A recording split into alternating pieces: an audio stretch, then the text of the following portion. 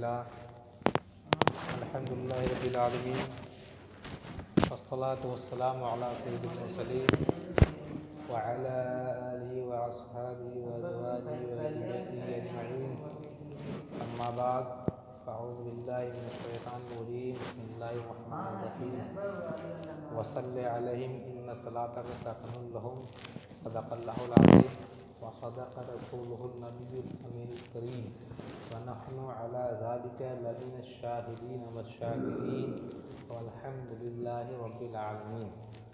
غنبت خضرا کے دامن کی ہوا مانگی ہے، ہم نے مرنے کی مدینے میں دعا مانگی ہے، اور زندگی مانگی کسی نے تو کسی نے جنت، ہم فقیروں نے مدینے کی قضا مانگی ہے۔ جی لگا کر درود پاک پڑھیں۔ اللہم صلی علی سیدنا شفیعنا حبیبنا مولانا محمد وبارک وسلم صلو علیہ صلاۃ و سلام علیک یا رسول اللہ صلی اللہ تعالی علیہ وسلم۔ استاد زمن حضرت علامہ مولانا حسن رضا خان بریلوی علیہ رحمت و رضوان ارشاد فرماتے ہیں کہ آسماں اگر تیرے تلوں کا نظارہ کرتا، آسماں اگر تیرے تلوں کا نظارہ کرتا، روز ایک چاند تصدق میں اتارا کرتا، اور چھپ گیا چاند نہیں تیرے دیدار تاب، اور سامنے رہتا تو بھی سجدہ کرتا۔ اور مفتی اعظم مرشد اعظم شفیع غوث اعظم حضرت علامہ مولانا مصطفیٰ رضا خان بریلوی علیہ رحمت و رضوان ارشاد فرماتے ہیں کہ عجب کرم ہے کہ خود مجرموں کے حامی ہیں، گناہ گاروں کی بخشش کرانے آئے ہیں۔ سبھی رسول نے کہا اذهبوا الی غیری انا لہا کا یہ مجدہ سنانے آئے ہیں۔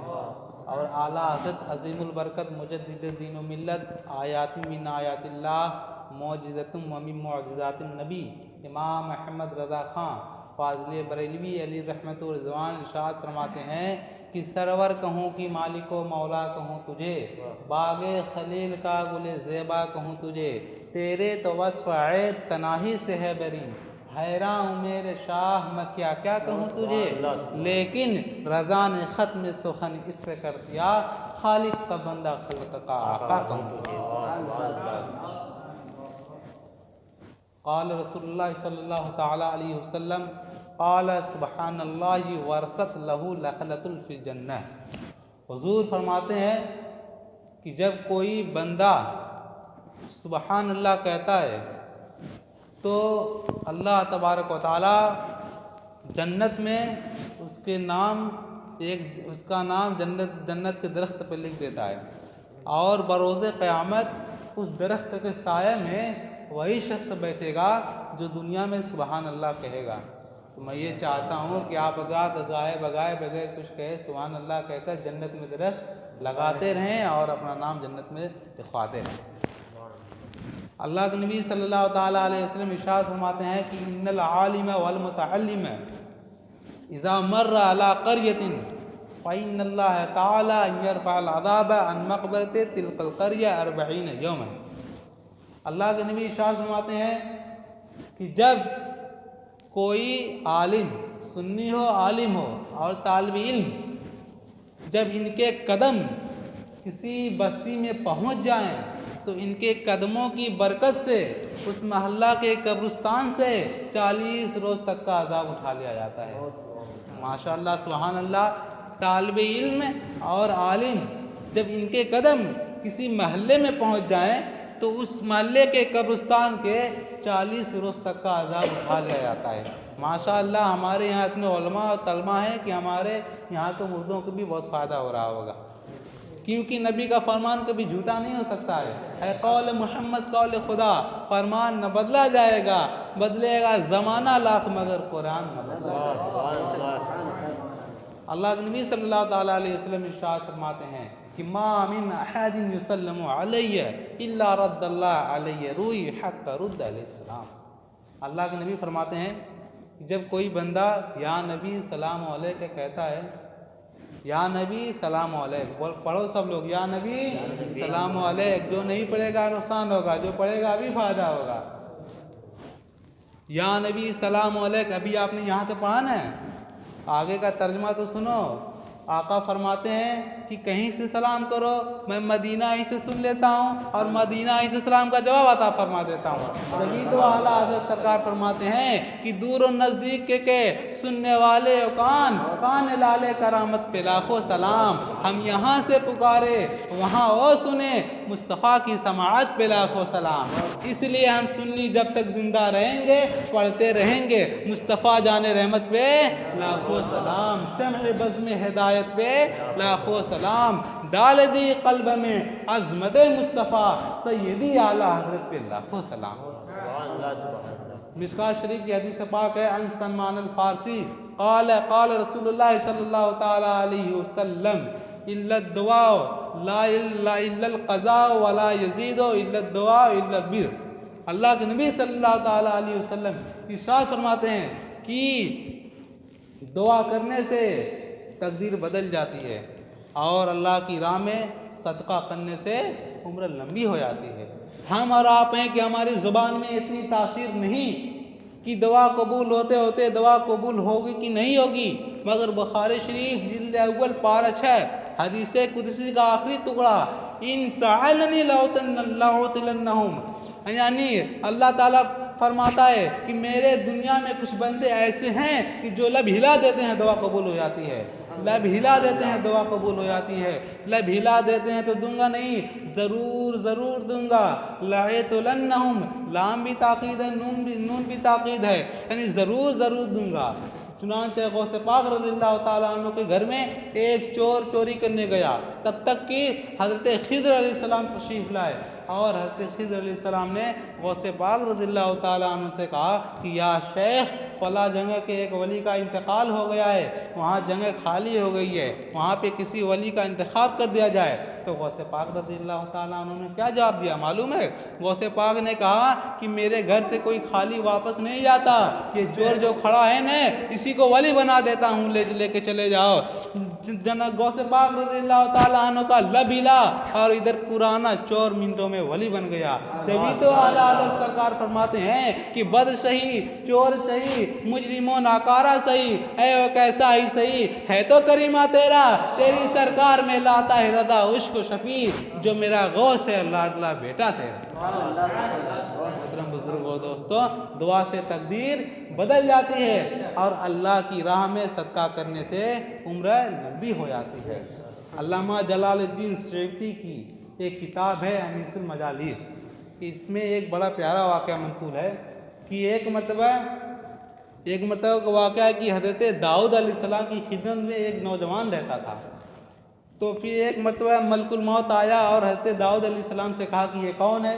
تو حضرت داؤد علیہ السلام نے کہا کہ یہ میرا غلام ہے۔ تو ملک الموت نے کہا کہ چاہے کوئی بھی ہو مجھے چھٹے روز اس کی روح نکال لینی ہے۔ تو حضرت داؤد علیہ السلام نے کہا کہ آج ہی تو اس نے شادی کیا ہے، کیا چھٹے روز بیوی بیوہ ہو جائے گی؟ تو ملک الموت نے کہا کہ چاہے بیوی بیوہ ہو چاہے بچہ یتیم ہو، مجھ سے اس سے مطلب نہیں ہے، مجھے وقت پر آنا ہے اور روح نکال لینی ہے۔ چنانچہ اب وہ نوجوان حضرت داؤد علیہ السلام کی بارگاہ سے نکلا تو راستہ میں ایک فقیر تھا جو کہہ رہا تھا کہ ہے کوئی اللہ کے نام پہ کھانا کھلانے والا، ہے کوئی اللہ کے نام پہ صدقہ کرنے والا؟ اس فقیر نے اس آدمی نے سوچا، جو داؤد علیہ السلام کا غلام تھا، اس نے سوچا کہ اب مرنا ہے تو کھلا کے مرو۔ چنانچہ اس نوجوان نے کھلایا بھی اور دیا بھی۔ تو اس فقیر نے اس نوجوان کے حق میں دعا فرما دی کہ یا اللہ تو اس نوجوان کی عمر لمبی کر دے۔ سبحان اللہ سبحان اللہ۔ پھر 6 مہینے کے بعد حضرت داؤد علیہ السلام کی اس نوجوان سے ملاقات ہو گئی، تو حضرت داؤد علیہ السلام نے اس شخص سے کہا کہ تو ابھی تک زندہ ہے؟ اس نے کہا کہ ہاں میں تو زندہ ہوں۔ چنانچہ حضرت داؤد علیہ السلام نے ملک الموت کو بلایا اور کہا کہ یہ نوجوان تو ابھی زندہ ہے، آپ نے کہا تھا کہ چھٹے روز میں اس کی روح نکال لوں گا۔ تو ملک الموت نے کہا کہ ہاں اللہ کے نبی، جو میں نے کہا تھا وہی صحیح تھا، لیکن ایک فقیر نے اس کو دعا دے دی تھی اور دعا سے عمر لمبی ہو جاتی ہے، اب یہ دنیا میں 60 سال تک زندہ رہے گا۔ سبحان اللہ سبحان اللہ۔ 6 دن میں مرنے والا آدمی ایک فقیر کی دعا کی برکت سے اب وہ دنیا میں 60 سال تک زندہ رہے گا۔ محترم بزرگوں اور دوستو، دعا سے تقدیر بدل جاتی ہے، دعا کرنے سے، اللہ کی راہ میں صدقہ کرنے سے عمر لمبی ہو جاتی ہے۔ محترم بزرگوں اور دوستوں، ہاں یہ اور بات ہے کہ کچھ جگہیں اور کچھ اوقات ایسے ہوتے ہیں جن میں دعا جلدی قبول ہوتی ہے۔ کعبۃ اللہ کے سامنے اگر دعا مانگی جائے تو دعا جلدی قبول ہوتی ہے۔ مہینوں میں اگر ماہ رمضان میں مانگا جائے تو دعا جلدی قبول ہوتی ہے۔ دنوں میں اگر جمعے کے دن دعا مانگی جائے تو دعا جلدی قبول ہوتی ہے۔ اور اگر 5 وقت کی نماز میں فرض نماز کے بعد جو اجتماعی طور پر امام صاحب دعا مانگتے ہیں وہ دعا جلدی قبول ہوتی ہے۔ محترم بزرگوں اور دوستوں، ایک مرتبہ ایک صحابی ہیں جن کا نام حضرت ابو دجانہ رضی اللہ تعالیٰ عنہ ہے۔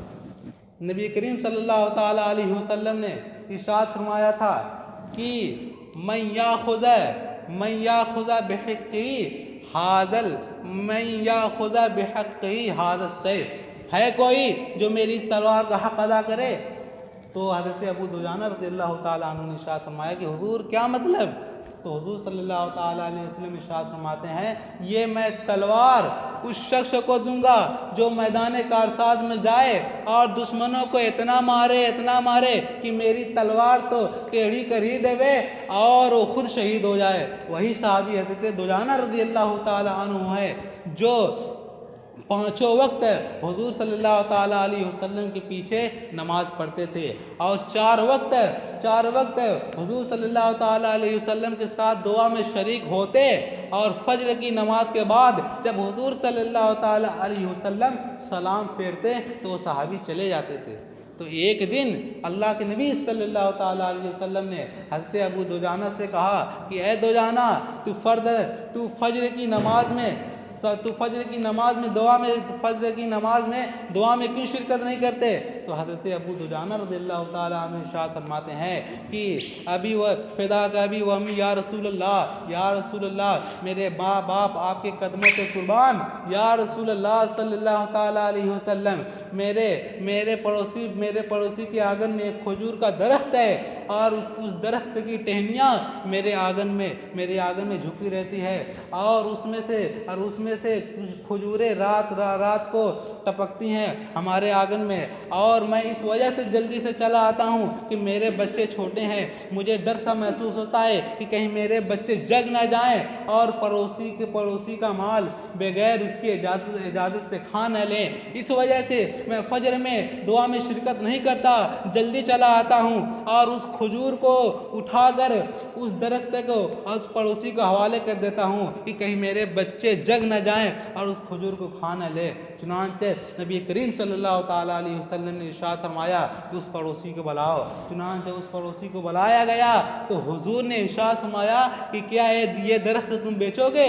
تو اس نے کہا کہ ہاں بیچیں گے۔ تو اللہ کے نبی صلی اللہ تعالیٰ علیہ وسلم نے ارشاد فرمایا کہ یہ درخت ابو دجانہ کے دے دو، اور جنت میں جو باغات ہیں، جو کھجور کے باغات ہیں، ان میں سے 10 درخت تمہارے نام لکھ دیتا ہوں۔ تو اس شخص نے کیا کہا؟ اس شخص نے یہ کہا کہ نہ یہ سودا میں منظور نہیں ہے، یہ سودا میں پسند ہی نہیں ہے، کیونکہ حاضر کا سودا غائب سے مرنے کے بعد ہمیں اس کی اجرت ملے گی، یہ سودا ہی ہمیں نہیں منظور ہے۔ چنانچہ اسی مجلس میں حضرت ابو بکر صدیق رضی اللہ تعالیٰ عنہ بھی تشریف فرما تھے۔ تو حضرت ابو بکر صدیق رضی اللہ تعالیٰ عنہ نے ارشاد فرمایا کہ اگر یہ سودا پسند نہیں ہے تو یہ پسند کر لو کہ مدینہ شریف میں وہاں پہ میرا ایک باغ ہے کھجور کا، اس میں سے 10 درخت ہے، جو چاہو تم چن کے 10 درخت تم لے لو، مگر وہ جو تمہارے آنگن میں جو کھجور کا درخت ہے وہ درخت ابو دجانہ کے دے دو۔ تو اس نے کہا کہ ہاں یہ سودا اچھا ہے۔ چنانچہ وہ مسکراتا ہوا حضرت ابو بکر صدیق رضی اللہ تعالیٰ عنہ کے باغ میں گیا اور 10 کھجور کے درخت پہ نشان لگا کر ہنستا مسکراتا ہوا گھر آ گیا، اور اپنی بیوی سے کہتا ہے کہ میں نے بہت عمدہ سودا کیا ہے، آج میں نے بہت اچھا سودا کیا ہے، یہ جو مدینہ شریف میں جو کھجور کے 10 درخت ہیں وہ بھی ہمارے ہیں، اور ہمارے آنگن میں جو درخت ہیں وہ بھی ہمارے ہیں، مگر کچھ کھجوریں ابو دجانہ کو دے دیا کریں گے۔ لیکن آگے ہوا کیا؟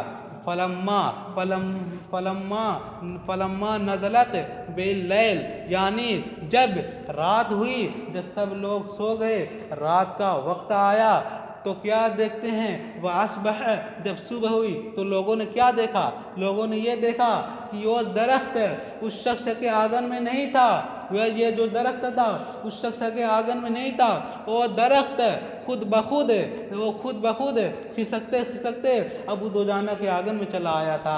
محترم حضرات، سبحان اللہ سبحان اللہ، کہ حضور کی دعا کی برکت سے وہ جو درخت تھا وہ حضرت ابو دجانہ کے آنگن میں چلا آیا تھا۔ جبھی تو اعلیٰ حضرت سرکار فرماتے ہیں کہ میں تو مالک ہی کہوں گا کہ ہو مالک کے حبیب، یعنی محبوب محب نہیں میرا تیرا، چونکہ دعا سے تقدیر بدل جاتی ہے اور اللہ کی راہ میں صدقہ کرنے سے عمر لمبی ہو جاتی ہے۔ آپ حضرات بھی دعا کرتے ہوں گے، نماز میں تو دعا کرتے ہی ہوں گے اور نماز کے علاوہ بھی دعا کرتے ہوں گے، لیکن ایک بات یاد رکھنا، اب جب دعا کرنا تو اس میں سے ایک جملے کا اضافہ کر دینا تو بہت بڑا فائدہ ہوگا۔ امام بخاری نے اپنی کتاب الادب المفرد میں اس میں ایک بہت پیارا واقعہ نقل فرمایا ہے۔